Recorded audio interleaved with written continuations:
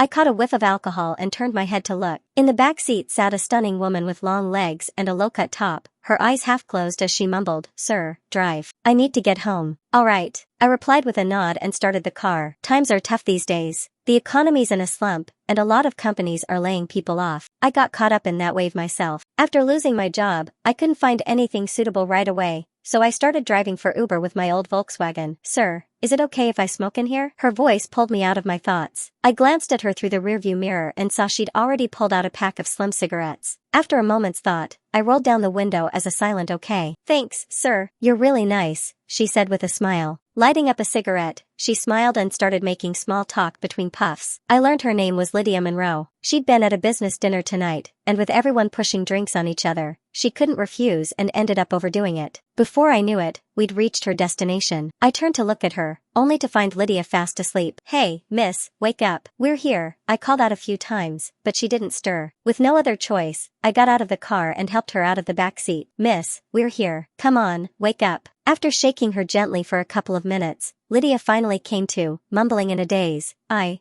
live in Building 5, apartment 305. Can you help me up?" I'll pay you extra." I hesitated for a moment but agreed. It was late, and leaving a woman like Lydia alone on the street could lead to trouble. If something happened, I'd feel responsible. I parked the car properly, then supported her as we made our way upstairs. It took a lot of effort to get her into her apartment and onto her bed. Just as I turned to leave, Lydia suddenly wrapped her arms around me from behind, her voice soft and pleading. Don't go. Stay with me, please." "Lydia, Miss Monroe, you've had too much to drink. You need to calm down," I stammered, turning around. That's when I saw she'd slipped off her top, revealing black, lacy lingerie. "I'm not drunk. I want you to stay," she insisted, clinging to me like a vine. I swallowed hard, feeling a rush of heat coursing through me. Before I could say anything, she pushed me down onto the bed. Damn, no guy could resist this. I cursed inwardly, my restraint crumbling as I took the lead, my hands moving toward places no man could resist. The next morning, I opened my eyes to a messy room. Memories of last night flooded back like a tidal wave. It had been wild, honestly. I lost count of how many times we went at it. Even now, my body ached all over. Turning my head, I saw Lydia sleeping peacefully beside me. We'd just met, and now this. A classic one-night stand. I didn't know how to face her. Quietly, I slipped on my clothes, planning to sneak out. But just then, Lydia's eyes fluttered open. She looked at me with a playful grin and teased, "What's this? You're just gonna eat and run?" My body froze, and I turned back to her. No,